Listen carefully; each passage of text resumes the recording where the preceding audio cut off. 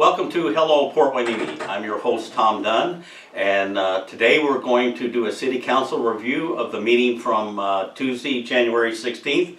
And with me to discuss it is City Council Member Will Berg. Welcome, Will. Good morning, Tom. Nice to see you. We had a good number of people at the meeting and quite an agenda. And we're going to go over it and give you the topical information and so you can keep abreast of what the council is discussing and how it fits into our lives. The first part was the open forum, and the first speaker we had was Kevin Bannon. And Will, you want to tell them a little bit about Kevin? Well, Kevin is a native here of Port Hueneme, and he has reached out in a very effective way to our youth. He actually takes them out fishing, and he's got a program where they will go to the pier and fish. He's got donated equipment, you name it, from poles to tackle gear, etc. It's a great program, and kids really enjoy it, and it's growing. And so he gave us a report on it. Big change for Port Hueneme is they used to go to the Ventura Pier or up at Lake Casitas. Now they're going to start doing a number of them at the Hueneme Pier, yes, which is a lot more convenient for the parents and the kids to come here.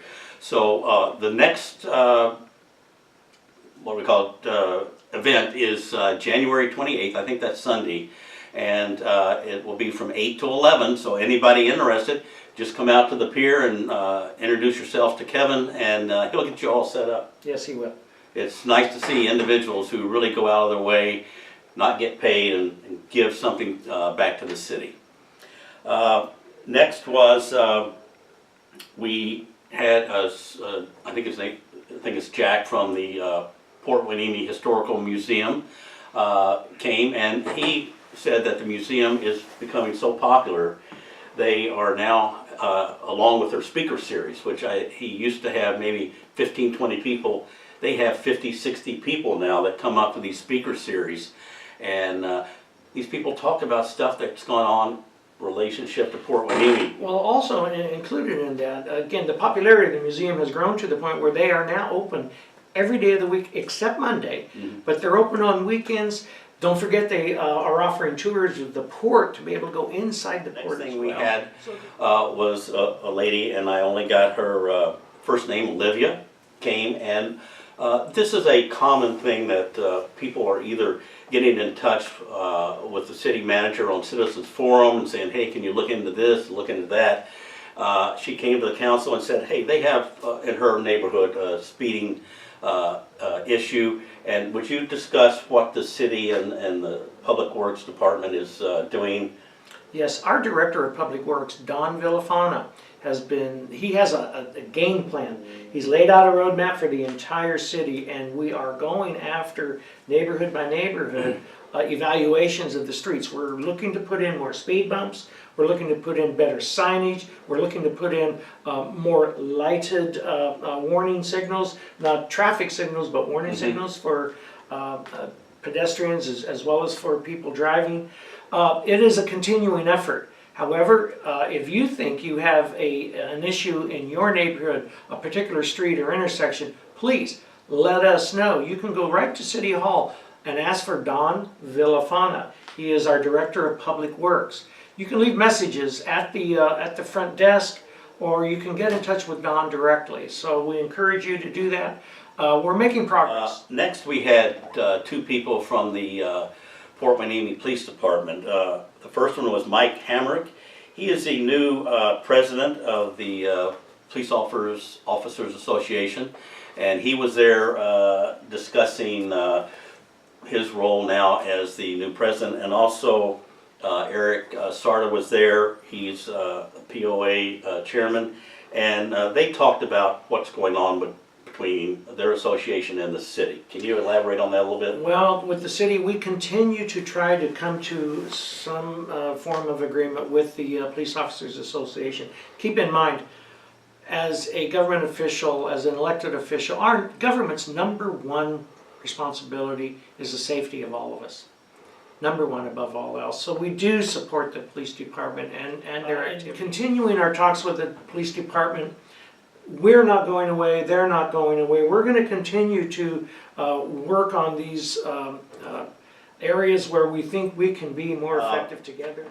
Another thing that came up is that National Brain Injury Month is coming up in March, and Stephen Gama works in that industry, and he wanted everybody to be aware of that. Can you explain a little in depth? I know you've had some personal experience, not you with brain injury, but you know a story that would be relevant. My wife would question that. She thinks I remain brain damaged. The National Brain Injury Awareness Month is going to be in March. A lot of people don't want to really look at that issue because of how devastating brain injuries can be.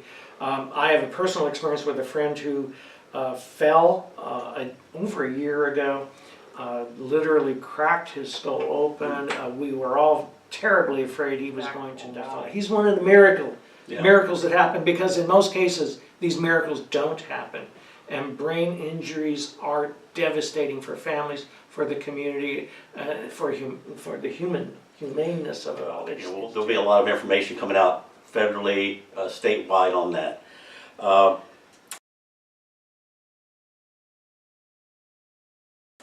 The next item I want to talk about is the Steve Hickox, the Water Department Director, came on, and he talked about the groundwater situation for Port Hueneme and Ventura County. If you've seen any of the maps last year, it showed that Ventura County was one of the one or two only red areas left on the map that said, hey, we're still in a drought. And the groundwater is back to maybe a third of where it used to be. Even though we had a good rain, we need 3 or 4 more years of it to get it back up, because that is very good water. What did Stephen say on that? Well, water will always be with us from now on. It's not an issue that we're going to be able to fix at any one time. The issues are going to be supply, quality, price, and bringing all these 3 elements together will be a challenge, a continuous challenge. Recently, Councilman Figg pushed worked with our ordinance and our water rates to lower those rates based on usage, the individual usage. So a lot of people in the city of Hueneme are going to start seeing a reduction in their water bills. A lot will, depending on usage. However, as our water supply and the quality of that water continues to be threatened, we have to continue to look for new sources or new ways of getting water to the residents of Port Hueneme, and workshops are continuing to study this. It's with us it's here to stay. It will be an issue.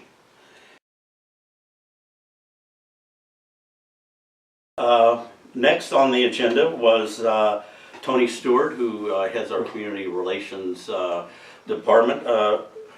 Talked about property maintenance. That is a part of looking at the neighborhoods and developing what standards need to be set up. What did Tony talk about? Well, yes, it's not just property maintenance, but Tony talked about what our ideas were on the council of having a workshop, and perhaps 2 workshops, and when we should do it, when it would be most advantageous. And the general feeling of the council was to have a workshop in the evening, so that more homeowners after work can come out and take part in this to learn more about what we're doing about this. Property maintenance, big issue. I asked Tony to define what he meant by property maintenance, and there are homes within Hueneme, front yards still need to get back into line with what the actual ordinance says. The ordinance has never changed. It's been in the books for years. 30 years or more. But if you read the ordinance and you look at some yards, not all yards, but you look at some that's not within the parameters of what the ordinance intended. And we're going to have to go after that issue. Do we just forget the ordinance, rewrite it, and allow this, or do we try and enforce? But then when we try this enforcement, how can we help the property owners understand and help them do what they need to do to get across the finish line on some of these? And it affects everybody's property values. If you're trying to sell your house and you bought another house somewhere else, and somebody says, oh, I don't like all the other property around it, that's an issue. And hopefully it's working together to have a better neighborhood for everybody. We just try to work together and understand.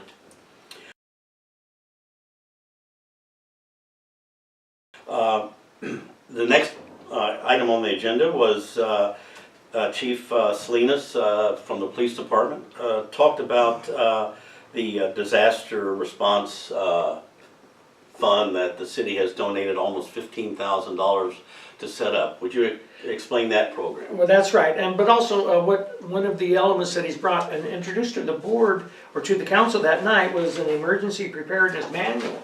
And this manual, the council members got a copy of it, but it is now available, to my understanding, at City Hall. It will also be made available online, and it will be made available in Spanish as well.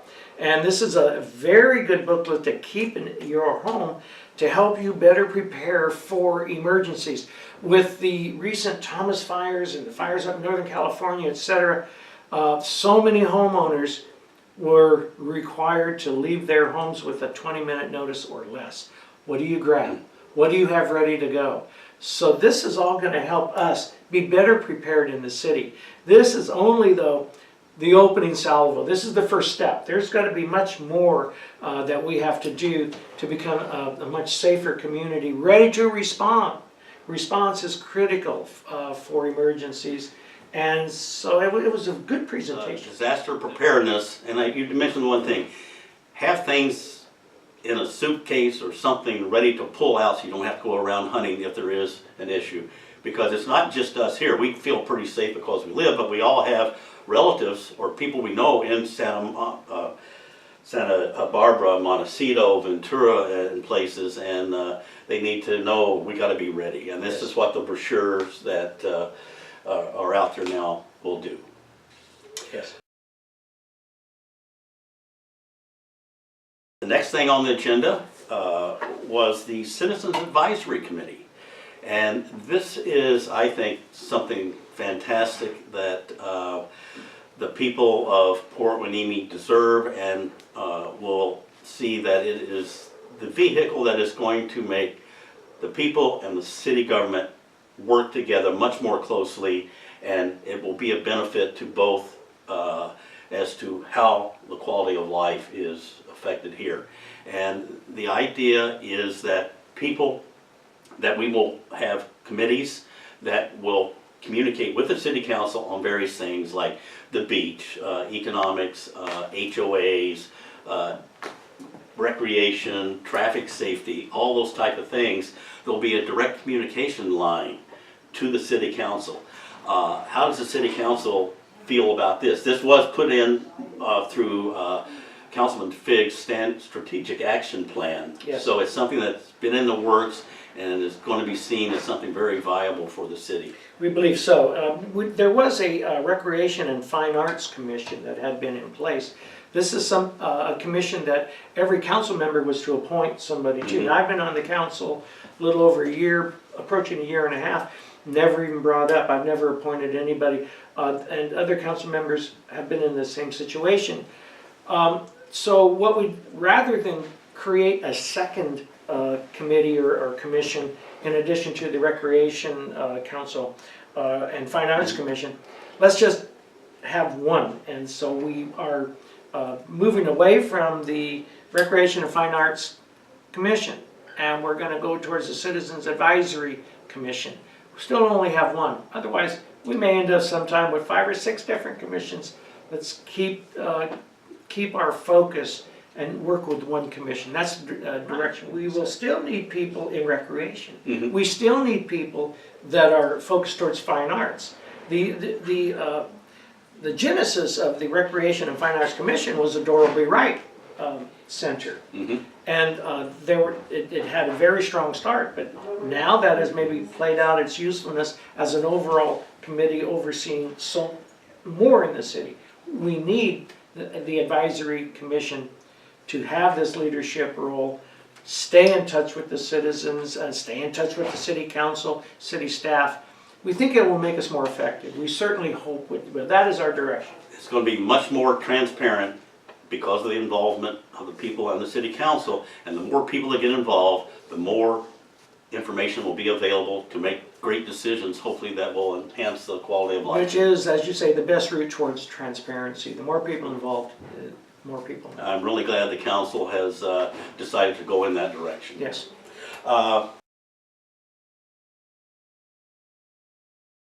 Okay, next, there's a issue, and I've heard it in our HOA and on next door, people complaining about the train whistles, which seem to have increased somewhat lately. And there is a reason for that, in that there's a little bit more business coming out of the port, stuff coming in via rail. And would you explain what the traffic quiet zone is and what the city and the federal government is going to do to try to alleviate that somewhat? The quiet zone, and you know, the term whistle has a pretty broad meaning in some ways. This is much louder than any whistle that I've ever heard, and it's constant. We hear it a lot. We appreciate the extra business. More business at the port means more revenue for the city. And so that is important. We need to work together to continue that. However, now that we do have this business paradigm of a train almost daily coming in and out of the Navy base, quiet zones can now be established. My question is, does that mean then they have no whistles at all? We're not sure if that is what it is. We need to find that clear definition. We are applying for this status. We will do everything in our power as a municipality and a city government to be able to take us to that designation. It is a federal designation, and something that the port itself cannot do. It has to come from the city.